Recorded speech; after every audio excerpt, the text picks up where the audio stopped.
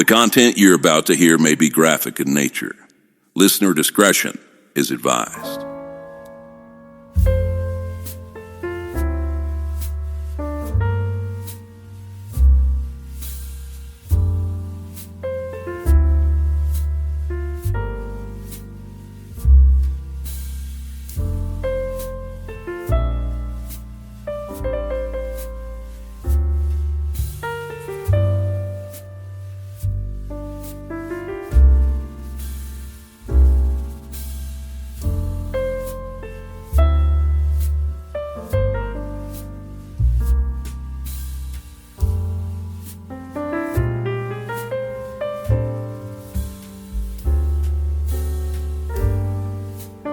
This is True Crime XS.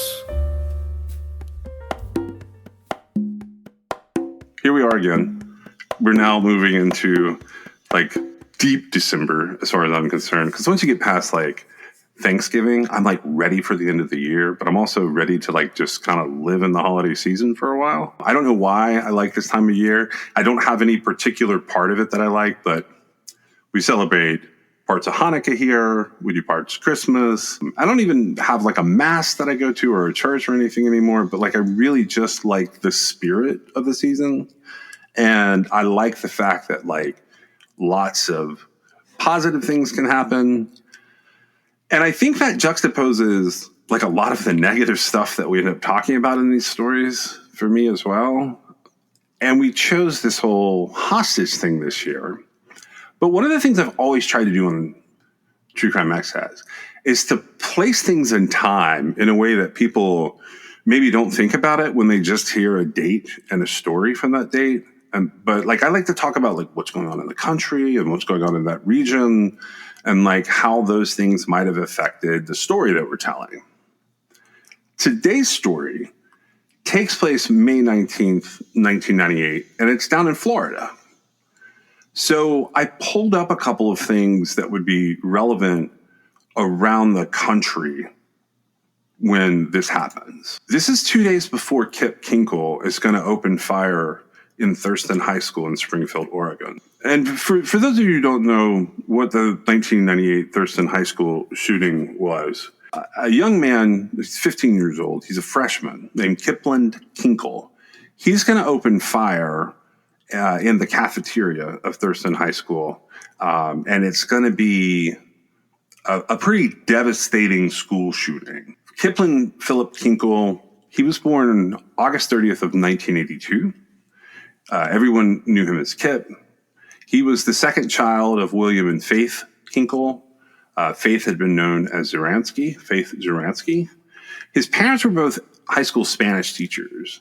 Faith taught at Springfield High School, and William, Dad, he taught over at Thurston High School, but he also taught at Lane Community College. 3 years before the shooting was going to occur, back in 1995, William had actually retired. Now, this family has a history of very serious mental illnesses, and as Kip is growing up, the parents don't tell anyone about their family's psychological histories. That's going to make for some issues in terms of how Kip is treated after all of this happens. He has an uncle who back in the late 1940s stabbed a state trooper during a traffic stop. And according to the story that was told later on, the uncle believed that the state trooper had killed his brother during World War II. According to all accounts, Kip Kinkle's life is pretty easygoing. His parents are loving, they're supportive. He has an older sister who's academically gifted. The family had even traveled to Spain when Kip was 6 years old. Kip had started school in a Spanish-speaking kindergarten. And this is a word that stood out to me, and I think it shows up in the wiki summary.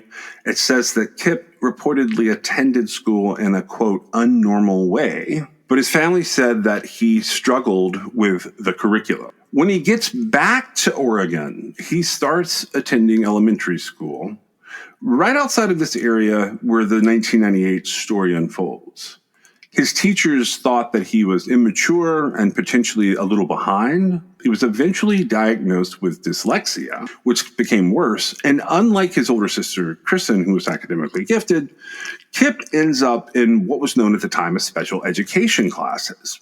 In fact, he's in there by the beginning of the second grade. Kip has an interest in firearms and explosives from a very early age. He was known to make bombs that were primarily gasoline-based, and he would go to a nearby quarry and detonate them. This was known, but it wasn't really stopped because the idea was Kip was dealing with his anger. Dad, William, he initially wanted to discourage his son from violence, but he decided to embrace Kip's interest in the firearms and the explosives.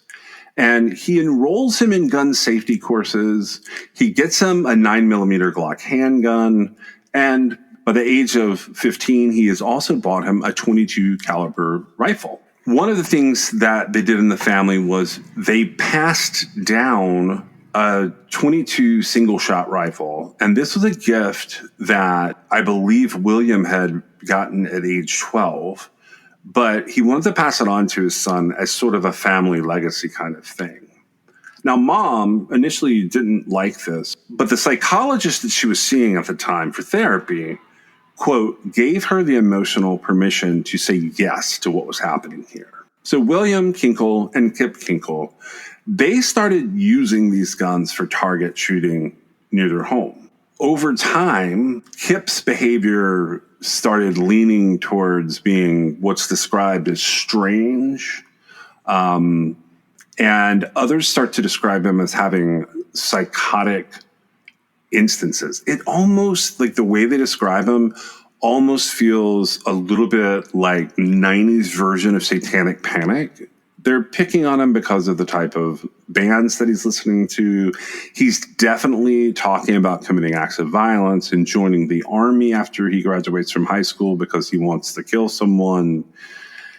He is basically teaching other kids through his classroom assignments how to do things like build bombs. He's studying Shakespeare in his English class, and he becomes really fascinated with the modernized film adaptation of Romeo and Juliet, which features a lot of guns. Kip's parents see all these changes in the kid, and they see him talking about acts of violence, and they have him evaluated by a psychologist. So over a period of about 6 months, he sees this psychologist. He's diagnosed as having depression, and he goes on Prozac, which is fluoxetine. It's like one of the base antidepressants. 8 weeks later, Kip and his mom and this psychologist, they all agree that it seems like Kip Kinkle is doing really well. So they stop him going to these therapy sessions, and he doesn't refill his Prozac prescription. So in the end of 1997, that runs out. There are some descriptions that say that Kip Kinkle was exhibiting signs of something like schizophrenia. He appeared to, we're going to find out much, much later, gone to really great lengths to hide any symptoms that would get him labeled with something. He had learned very early when he was labeled as being dyslexic and he is labeled as being special ed that he did not want to be described as something that, in his words, would make him socially abhorrent or abnormal. And he didn't want to be called, quote, mentally retarded. He was also trying to avoid any instance that would end with him being institutionalized in some way. So on May 20th, 1998, which is a day after the event that we're actually talking about, this is all for background, what's going on in the country. Kip Kinkle is suspended after he is found in possession of a loaded, stolen handgun on school grounds. The way this goes down is one of Kip Kinkle's friends had stolen the pistol from the father of another friend, and they sell this weapon to Kip for $110. So Kip then puts the gun, which is loaded with 9 rounds, in a paper bag, but he leaves it in his school locker. but he leaves it in his school locker. When the owner of the gun discovers that it's missing, he reports it to police, and he makes a list of the names of students who possibly could have been involved in stealing this firearm. It should be noted, Kip Kinkle is not on this list. But the school connects him to this possible involvement, and when he's checked for weapons, he says to the people who are sort of interrogating him about this gun, look, I'm going to be square with you guys. The gun is in my locker. So Kip is suspended pending an expulsion hearing, and he and the friend end up being arrested. But Kip is released from police custody, and his dad drives him home. But his dad, William, says to him, if you don't shape up, we are shipping you out to military school. So according to Kip, his father lecturing him on this drive home from the police station after this incident sparks the loudest voices in his head that he's ever heard. And they're so loud, in fact, that they drown out what his dad is saying. So William has confided in some friends that he's having trouble with this kid. To one of them, he has said, I have no idea how to help this kid. I feel like I've done everything possible, and I am terrified of him.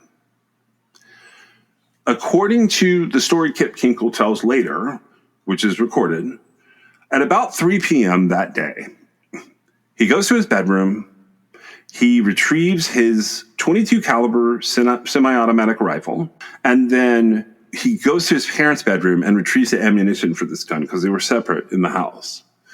He then goes downstairs into the kitchen. He then goes into the kitchen and he shoots his father once in the back of the head. He drags his body into the bathroom and he covers it over with a sheet. His mom does not arrive home for a couple more hours. And around 6:30 p.m., he meets her in the garage. He tells her that he loves her. And then he shoots her 6 times. Twice in the back of the head, 3 times in the face, and once in the heart. He then drags her body across the floor and he covers it with a sheet. Throughout the following morning, Kip is pumping music through the house. The police are eventually going to arrive, and they found what they describe as, quote, opera music playing set to continuous play or repeat play. Kip had left a note on a coffee table in the living room. He described his motive for killing his parents. I just got 2 felonies on my record. My parents can't take that. It would destroy them. The embarrassment would be too much for them, and they couldn't live with themselves. But as the note continues, he tries to describe the mental state that he's in. He said, my head doesn't work right. God damn these voices inside my head. I have to kill people, and I don't know why. I have no other choice. So May 21st, Kip gets in his mom's Ford Explorer, and he drives to school. He puts on a trench coat, which is mainly to hide that he is carrying 2 hunting knives, this rifle, a .22 caliber Ruger MK2 pistol, which are incredibly accurate, by the way, and a 9mm Glock pistol. On his person, he has 1,100 plus rounds of ammunition. He parks 2 blocks from the school and then sort of jogs the campus. He enters into a patio area, fires 2 shots, and he fatally wounds a 16-year-old named Ben Walker and another classmate. He goes to the cafeteria by turning down the hallway. He walks across and he fires the remaining 48 rounds from his rifle and wounds 24 students along the way. And he kills 17-year-old Michael Nicholson. All total, Kip fires a total of 51 rounds, and 37 of these rounds strike students. He's killed 2 of them.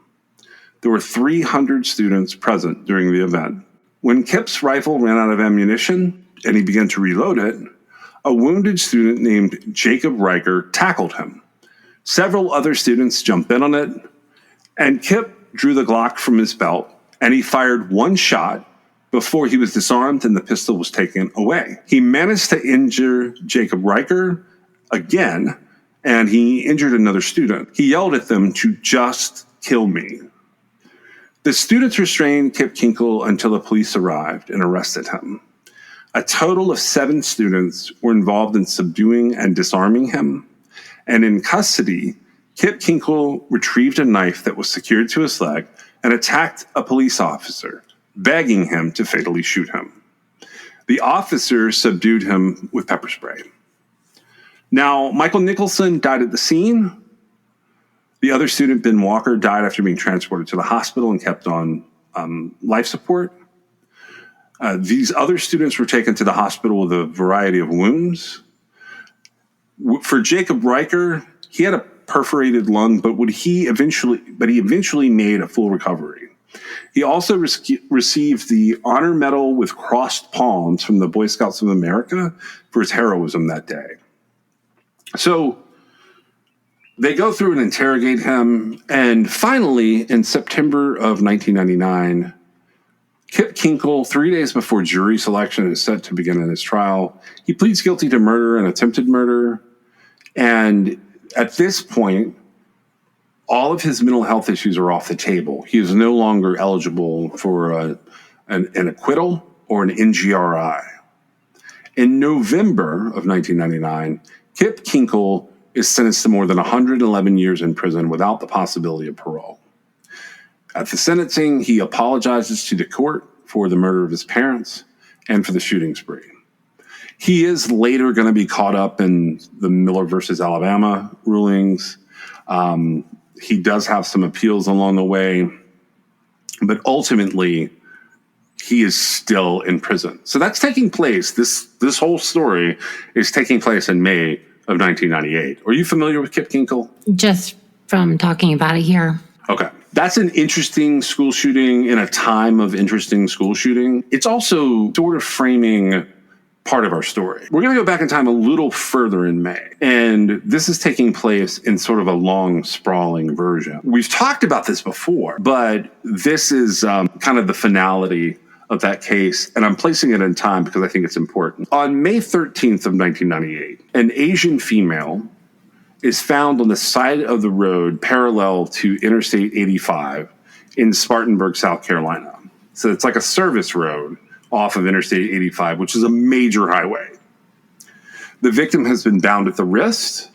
She has ligature marks that are present on discovery. And an autopsy will later determine her cause of death to be asphyxiation or homicide by suffocation.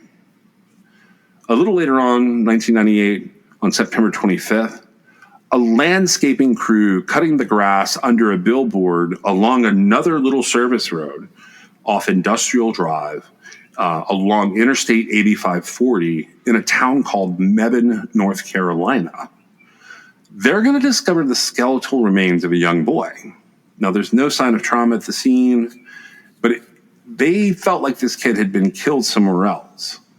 The child was wearing khaki shorts, white socks with matching underwear, and black and white shoes that appeared to be new or to have been purchased recently. In his shorts pockets, they found $50. The child had straight, dark brown hair, about 3 to 4 inches in length, likely had a light brown to fair complexion, and probably had brown eyes. The boy was initially thought to have been Hispanic and possibly a migrant worker or family member. He had no fillings, but he had preventative dental sealings in multiple teeth, as well as a slight overbite with erupting canines, which probably would have been noticeable when he smiled or spoke. The boy was believed to have died during the spring or summer of 1998. In December 2018, Barbara Reventer, who was one of the people involved in helping to identify the Golden State Killer, she reviewed the boy's latest DNA test. They have been looking for this child this whole time. He was on billboards all over the Southeast. He was in Namath early. He was in NCMEC. There were multiple reconstructions made of his face, including clay reconstruction done by the forensic artist Frank Bender. And finally, they get a hit. When Barbara Reventer uploads this to the GEDmatch database, she was able to match his DNA to the DNA of a relative who had submitted their information there. She contacts the relative, who's a first cousin from Hawaii. That relative confirms the boy's identity as that of Robert Adam Bobby Witt. Now, Witt's extended family had been living in Ohio. They did not report Witt missing because they were under the assumption that he had been sent to live with his mother in her native South Korea. Based on this information, investigators suspected that Witt's mother had also possibly been killed. Shortly thereafter, NCMEC helped investigators find a case of an unidentified woman found in Spartanburg, South Carolina, who matched the description of Bobby Witt's mother. After a DNA comparison, the unidentified woman was identified as Myung Wah Cho. Shortly after Bobby Witt and Myung Cho's identifications, Witt's father, a man named John Russell Witt, who was serving a prison sentence for armed robbery in the FCI Ashland, so he's got a federal sentence, who was not scheduled for release until 2037, confessed to the murders of both of them. It was believed that John Russell Witt had killed Cho in Concord, North Carolina on May 12, 1998, and dumped her body in Spartanburg. According to the indictment, it alleges that Bobby Witt was killed on July 29, 1998 in Concord, North Carolina as well. He was dumped in Mebane, North Carolina. Police were determining whether the jurisdiction would lie in North Carolina or South Carolina for these two murders. So in May of 2019, a grand jury in Orange County, North Carolina, indicted John Russell Witt on first-degree murder charges in Bobby's murder, as well as charges for the concealment of the crime and the way that he treated the corpse. At the time, they had not charged him formally with Cho's murder. Both Bobby Witt and his mother's remains were cremated and sent to living relatives in Ohio. They held a formal funeral for the mother and son on May 18th of 2019, and they were laid to rest together. In January of 2020, John Russell Witt pleads guilty to 2 charges of second-degree murder and 2 charges of concealment of death in this case. He is going to be sentenced to 26 to 32 years in prison for each of these murders, and it's to be served consecutively, not just to each other, but also at the end of his federal prison sentence for robbery in 2037. During his sentencing hearing, he begged for forgiveness. He said that he had been haunted by the murders for years and that he had tried to kill himself in prison out of guilt in 2001. He is now in Federal Correctional Complex, Butner. Okay, so that's a lot going on in 1998. Where It is, yeah.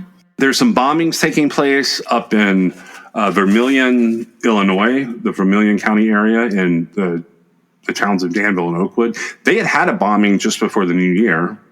Now they've had 2 more, May 24th and May 30th. And down in Florida, we have this wild Florida firestorm going on.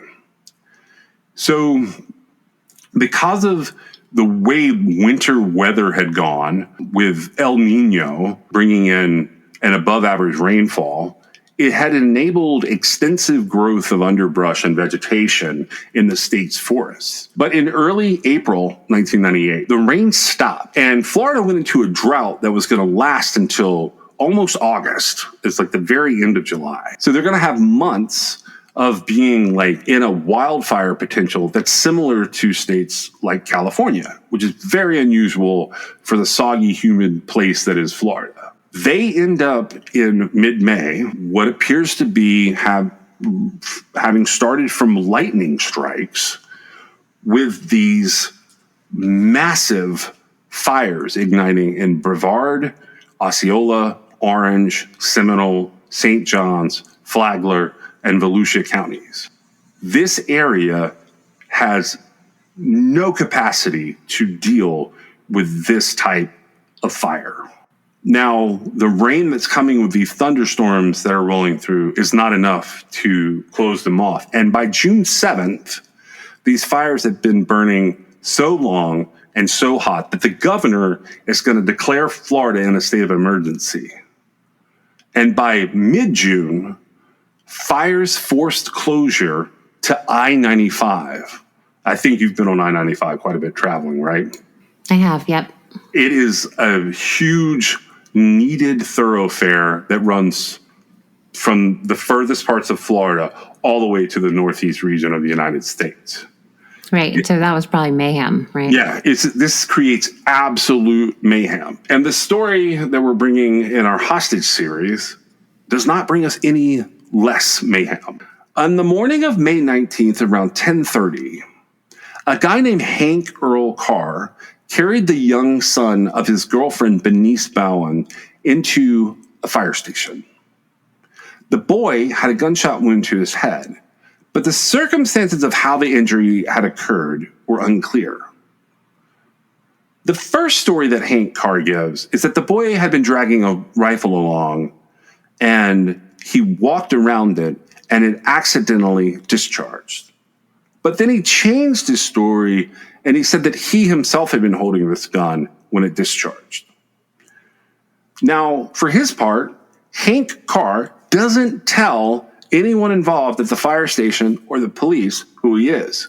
He claims his name is Joseph Bennett, who would have been the father of this kid. He runs back to the site of the shooting, and the police are pursuing him. He threatens an officer with the rifle, but then he drops it again, and he ran away. The second time he runs away, he's caught, and he's handcuffed. Now, Tampa police detectives Randy Bell and Ricky Childers, they come and get him. They take him back to the apartment where this young boy has been shot. And they want to continue to interview him. They want him to walk them through what's happened.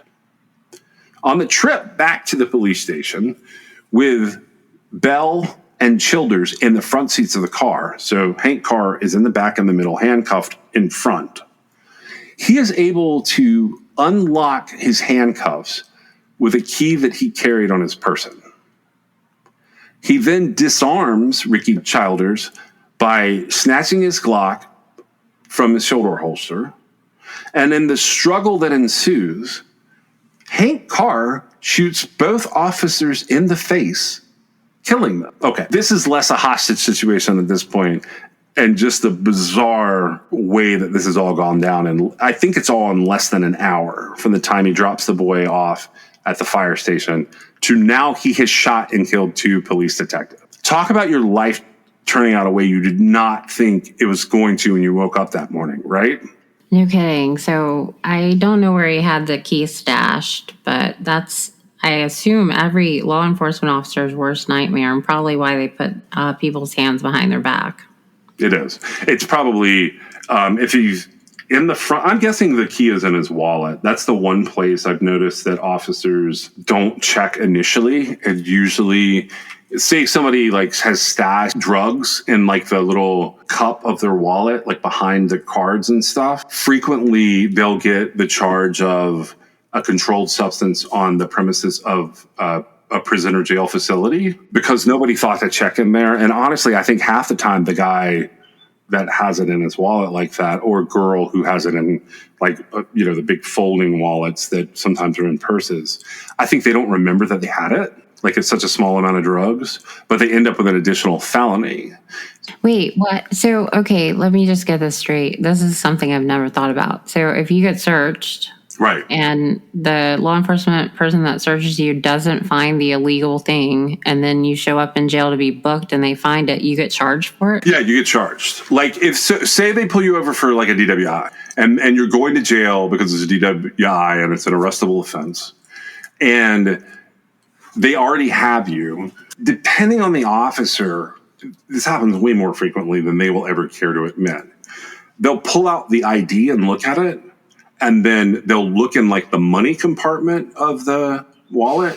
They don't like thoroughly go through every little compartment or whatever. Right. They don't go through everything. But when you get to the jail, typically the jailer will go through like whoever is checking you in for detention, they will go through your stuff.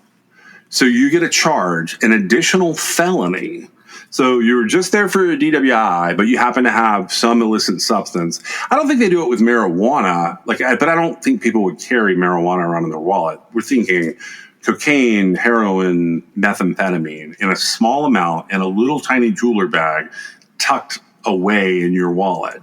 That charge happens way more frequently than you realize. That's crazy.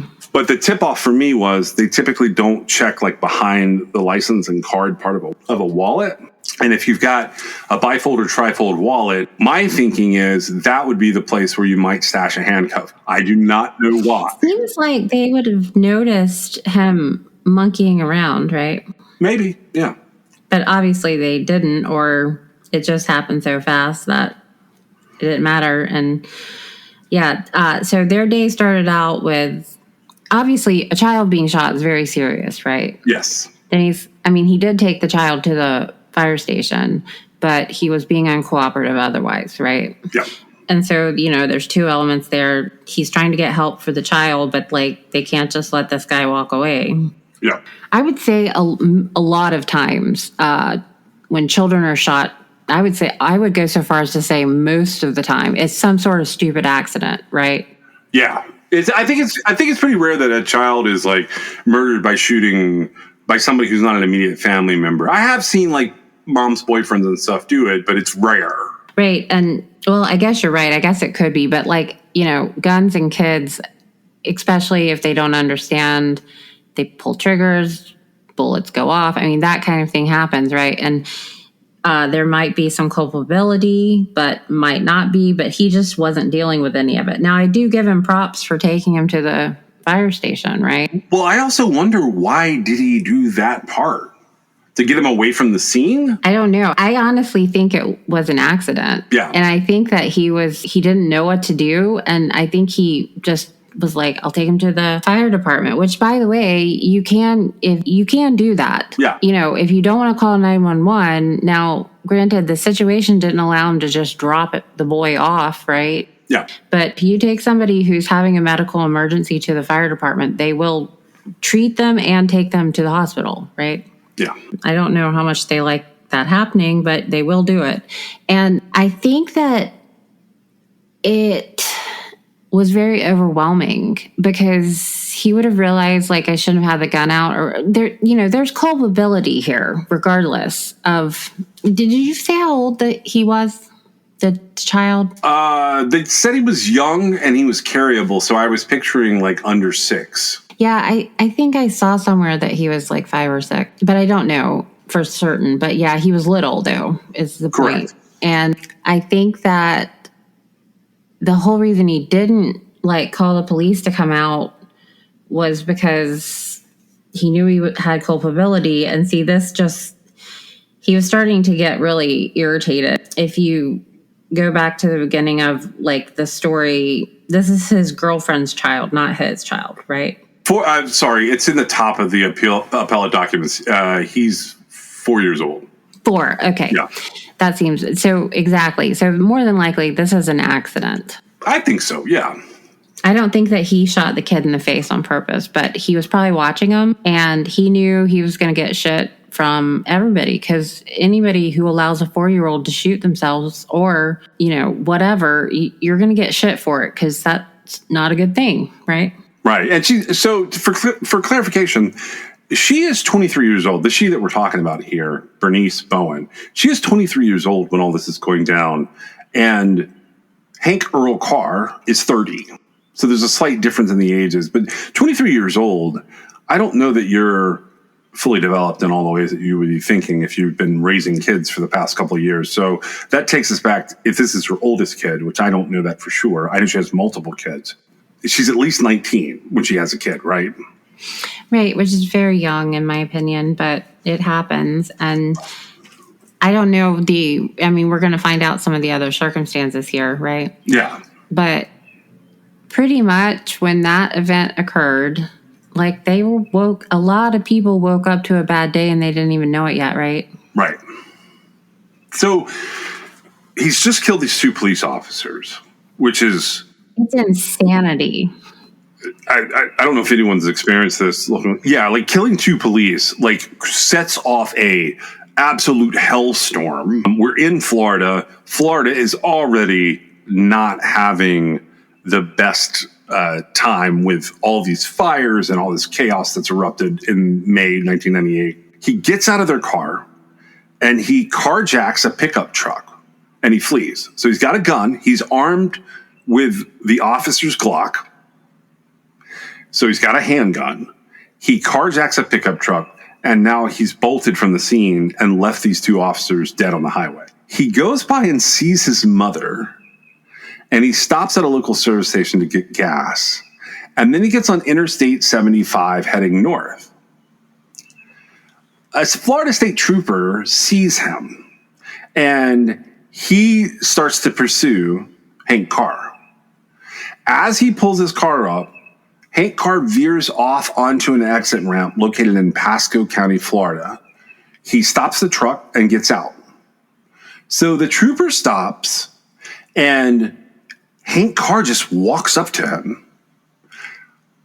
And as he's approaching him, Carr manages to pull out this Glock and shoots James Crooks in the head twice, and it kills him instantly. That is our third police officer.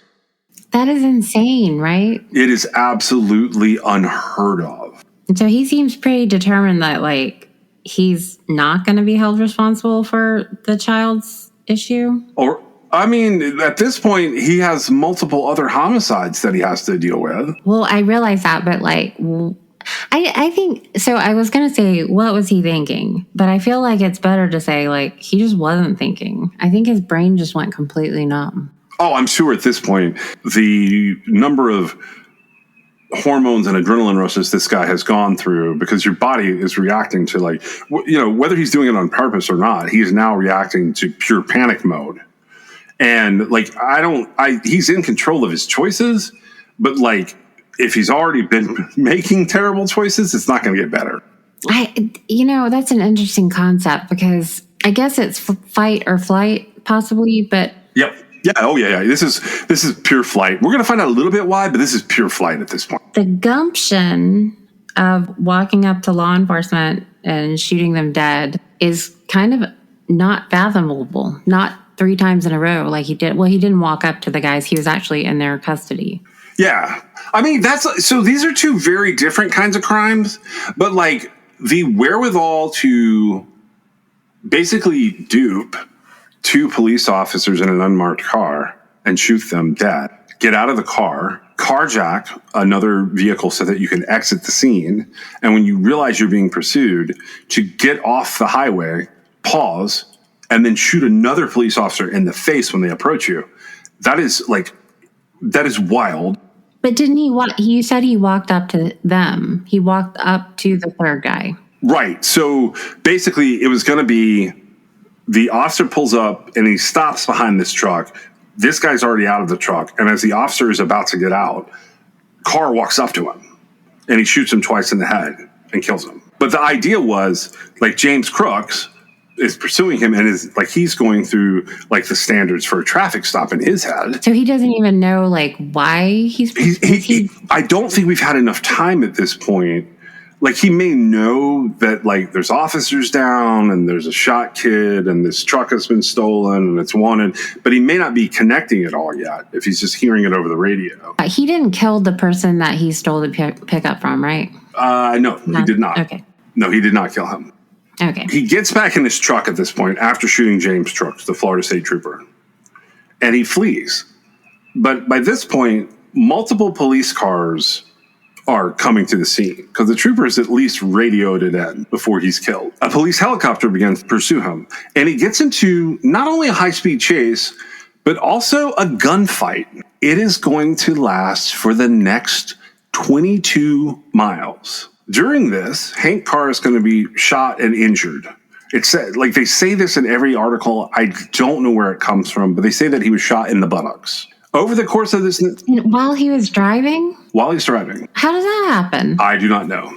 That's interesting. A bullet coming through the side of the car and through the seat or the back of the car, and then the seat it's a pickup truck. So through the bed of the truck, depending on who shot from where. That's very interesting. Yeah, this high-speed chase and this rolling gunfight is going to end up damaging 2 more squad cars, because we have the 2 cars that are sort of out of commission because they've just had a death in them. And we're damaging 2 squad cars in the chase. And somehow he damages a police helicopter. We also have 2 more injured officers. Now, as he's rolling, he hits a truck and he injures 2 truck drivers. It is thought that one of them had their arm shattered by a bullet, and the tires blow out on his vehicle. And he's getting low on ammunition, because I can't imagine that he had more than 22 rounds and maybe a second magazine that he took from the officer he killed initially. He exits the interstate and he goes into a convenience store. Behind the counter in this convenience store is a pregnant store clerk named Stephanie Kramer, and he takes her hostage. And that's how we get back into our hostage for the holidays situation here. For the rest of this afternoon, he's going to stay in the store. 200 officers will eventually surround him. There's some criticism for one of the local radio stations who, in the middle of all this, conduct phone interviews with Carr and Stephanie Kramer. I disagree with that criticism. You think that's the right move, to keep them talking? If it happens, I mean, I feel like we can learn a lot from hostage takers. The hostage, I mean, I assume, wasn't being made to speak. No, I mean... I don't know. I feel like hostage takers want someone to listen to them. I think that's one of the things that just about every hostage situation would have in common. Right. There's someone who is trying to get something out there, and they feel like the only way they can do it is by taking someone who's more vulnerable than them, that people care about more than them, and holding them hostage until they're heard. I pulled this old AP blip that went out, but I don't think it's available in the direct internet anymore. I think you'd have to go and find it from the... Wayback Machine. Yeah, the Wayback Machine or one of the archives. It's from May 20th, 1998, and Lisa Holwa, Heollewa, Holowa, she's the writer of it. And it says, media criticized for calling gunmen. Gives us the location of Tampa, Florida, and says, a gunman is holed up in a gas station after killing 3 officers. Hostage negotiators, police in bulletproof vests, and SWAT team members with rifles have surrounded the building. Inside, the phone rings. It's a reporter looking for an interview. Police and media experts Wednesday criticized the St. Petersburg Times and a radio station, WFLA, for calling during the crisis and interviewing Hank Earl Carr, who ultimately released his hostage after a 4-hour standoff Tuesday. To call the gunman at the gas station at the height of the crisis is totally unjustified and unethical. This, according to Bob Steele, who's the director of media ethics at the Poynter Institute, a non-profit journalism research center that happens to own the St. Petersburg Times. It's a stupid thing to do. There are lives at stake. It was clear that the gunman was irrational. It would be very easy to ask the wrong question or say something that would trigger the gunman to harm the hostage himself or law enforcement officers. I disagree with everything Bob Steele is saying. I think one of the other examples that we have is I think what you do in this situation is you react with empathy and compassion and caution. Exactly. That would be a key there, right? Which, yeah. I mean, that was my presumption. You know, obviously it's an outside person who they're coming at it from a different perspective. Any journalist would be coming at it from a different perspective than law enforcement, a different perspective than just the normal person or one of the family members of either the hostage taker or the hostage, right? Right. So it's an outside person. Yeah, I think Bob Steele is nuts. I disagree with him. But police spokesman Steve Cole comments for this article. He's a little more subdued in his criticism, and he says, it's not a good idea to do that. I was disturbed that the radio station made a call, got him on the line when the police were trying to get on the phone with him. So during the FLA, WFLA radio interview, live on the air, police were not able to get through to the gunman, and they were forced to call the station and tell the station that they needed it to get off the We phone. had the whole thing on air. Put it all on the air as far as I'm concerned. I mean, like, you had an opportunity there, you should have taken it. But Steve Cole said the radio news director doing this interview handled it professionally. The police spokesman instead emphasized he was upset by the fact that the station called it all during a hostage situation. Well, whatever. I mean, I get why they're doing it. I get why they're saying this. I disagree with some of it. The Times defended his actions on Wednesday. WFLA's news director said he was still thinking it over and thinking about what had happened. They talked a little bit about like what was happening here. And Don Richards, who was on the air with Hank Carr for 6.5 minutes, he had some interesting things to say. One of the things that Hank Carr says during this WFLA interview, which has been repeatedly broadcast on TV and radio stations, he says, "I can't see giving myself up to Fry in an electric chair." And the news director, Don Richards, said, "I was in the studio and I was told, we got him, let's do it. We didn't tread on any areas which we thought could possibly endanger anyone. This man wanted to tell his story, so we let him tell it. And we let him know that there was a way the whole situation could end peacefully." The Times published excerpts from its own interview that Wednesday, quoting Carr as saying that he had shot his son, quote, accidentally. And Times assistant managing editor Rob Hooker said a reporter from the paper's Pasco County Bureau made the phone call. "You're always in an ongoing sensitive story, but it was also a very big story. And the information we got from the brief conversation told our readers a lot about this man, a lot more about this man and what had happened." That's according to Rob Hooker. He said, "We were comfortable with our decision." But Don Richards said it's been a hectic 24 hours. He said a crew from Inside Edition left his studio after interviewing him about the call. "Probably this weekend I'm going to be mulling it through in my head. I'll never run into anything like this. I've never run into anything like this before, and I hope I never will again." And I think that's the key to all of this. This is a once-in-a-lifetime moment. You're making decisions that you can't take back. Right. And you have no guidance, right? That's my thought. My thought, though, is based on exactly that. If you have the opportunity to possibly, now I wouldn't be like yelling at him or anything, but I don't know. I don't think they made a mistake. I think they thought on their feet. Yeah. So Hank Carr releases Stephanie Kramer, that pregnant store clerk who's involved here. And that's at 7:20 p.m. And as the SWAT team forcibly enters the building shortly after, he kills himself. Now, Bernice Bowen's son ultimately died from her injuries. So the number killed by Hank Carr is officially 4 in this, spree. Later testimony, it's going to be revealed that he was very abusive to Bernice Bowen and her children. He was found to be a convicted felon with a history of violent crime, including having already assaulted other police officers. According to court records, he was wanted in several states at the time this happened.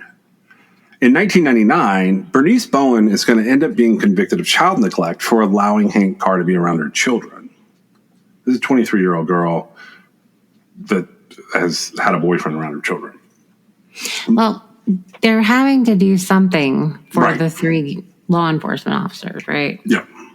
So I don't think that was the right thing. no, it's not. They contend that since Bowen knew about the violent history, she should never allowed him to be around her children. She ends up being sentenced to 15 years in prison. Later in 1999, she ends up being charged with aiding and abetting Hank Carr's escape, as well as for being an accessory to the murders of her son and the 3 police officers. Even after one officer broke down and begged her to tell them Carr's real name, Bernice Bowen did not do so. Now remember, when they first start dealing with him, they think they're dealing with Joseph Bennett, who is the father of the kid, not Hank Carr. Well, let's say that it's true that he was very violent and abusive. Well, she's his victim too. There's a reason she wasn't, you don't necessarily I don't think she was covering for the man who shot her child. Okay. Yeah. Now, if he really shot him, I mean, it sounds to me like my whole accident theory was wrong. I don't know. But if she's not going to cover for the man that shot her child, I don't think. I don't think we ever get there on all of this, to be honest with you. The way that this unfolds, it doesn't seem like It does not seem like they really close out that part of this in a way that makes any sense. Right, but the fact that they're charging her with like accessory to her son's murder, to me, it sounds like it was like inadvertently closed out as like he murdered him, right? Yeah. And so I think that they're talking out of both sides of their mouth, because they're talking about how abusive he was, but then they're charging one of his victims with all these crimes. 100% they are. What does that mean? Like, well, it means they don't know what to do in this situation, and like they're just wanting justice for a public that's wanting to know how this happened in the first place. So prosecutors claim that if Bernice Bowen had told everybody Hank Earl Carr's name, they would have known that he was a wanted man and a dangerous convicted felon. She ends up being found guilty on these charges and sentenced to 21 and a half years in prison. But it's all going to run concurrently with her 15-year sentence for child neglect. Those convictions are mostly thrown out on appeal in 2001. A state appeals court found that prosecutors focused too much on what Bowen should have done to prevent Hank Carr's rampage rather than what she did do after the crimes were actually committed. The court ended up acquitting her of aiding and abetting the deaths of her son and of Trooper Crooks, who's the last guy there. But she ends up being convicted again in 2002 on the remaining charges, which are the charges related to the two detectives. Like, she had an opportunity there when they're contacting her. And once the detectives are on the scene, you've had some time pass. They've contacted the mom. The kid's getting medical care. They felt like she did have a duty at that point to say, that's not Jonathan Bennett. That is Hank Earl Carr. So she's convicted of those charges. She's sentenced to 20 years in prison. Sentencing guidelines called for her to only get 6 to 11 years, but the judge said that her lies to the police were egregious and they ended up endangering a big swath of the public. So they departed from the recommended sentences and the sentencing guidelines upwards, and that was the justification in doing so. But they still ran the sentence concurrently with her child abuse sentence. She ends up getting out of prison in October 2016, which is wild to me because it means all her kids would have been grown by that. well, not to mention, like, you know, she was a victim here. She lost a child. I don't know if she's being, I don't know what her mindset was like when she wasn't telling them who it was or whatever. All the things that led to her facing these criminal charges later.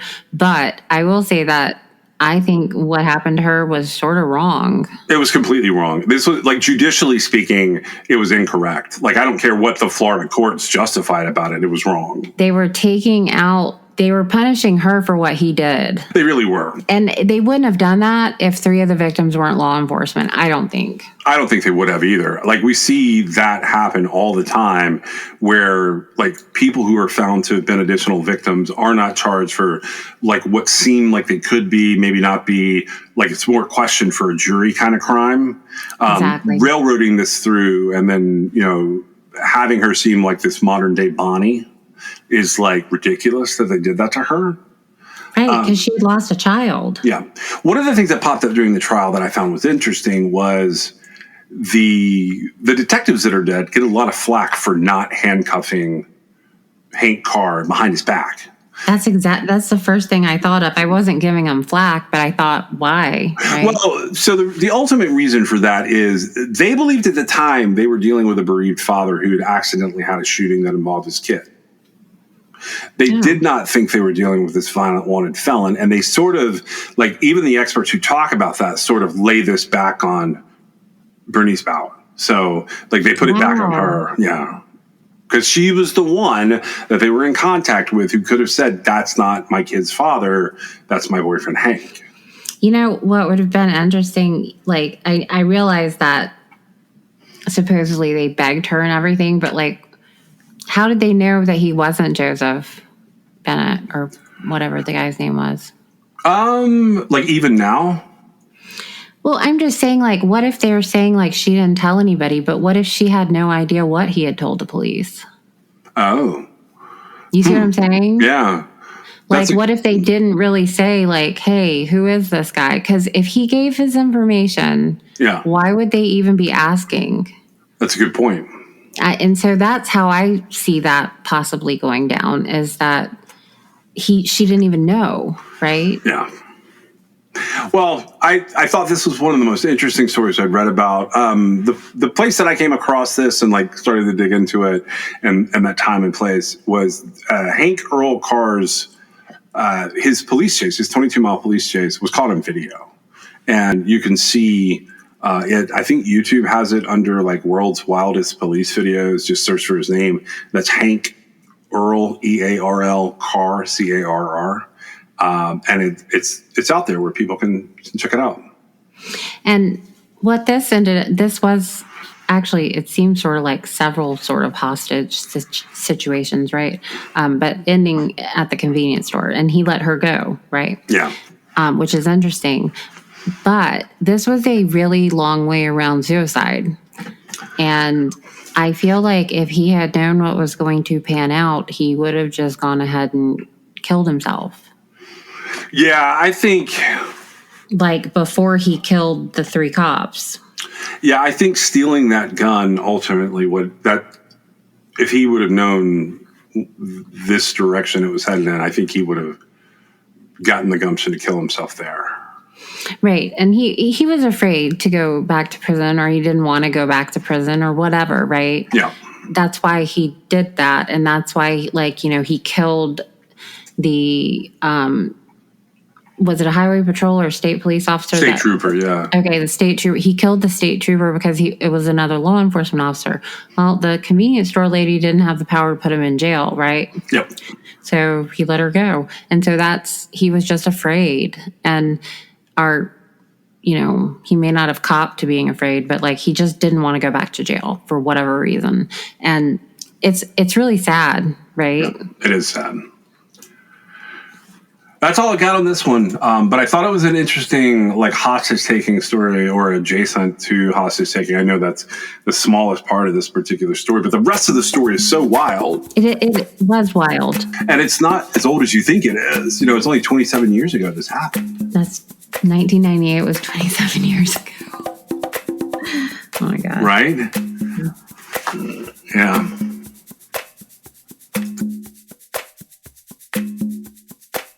Special consideration was given to True Crime Excess by LabrottieCreations.com. If you have a moment in your favorite app, please go on and give us a review or a 5-star rating. It helps us get noticed in the crowd. This is True Crime XS.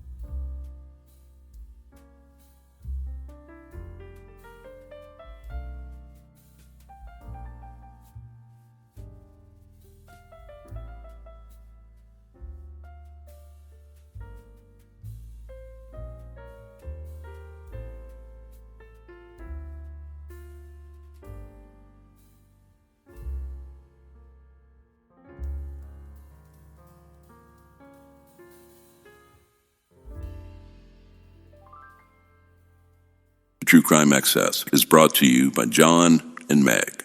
It's written, produced, edited, and posted by John and Meg. You can always support True Crime Excess through Patreon.com, or if you have a story you'd like them to cover, You can reach them at truecrimeaccess.com. Thank you for joining us.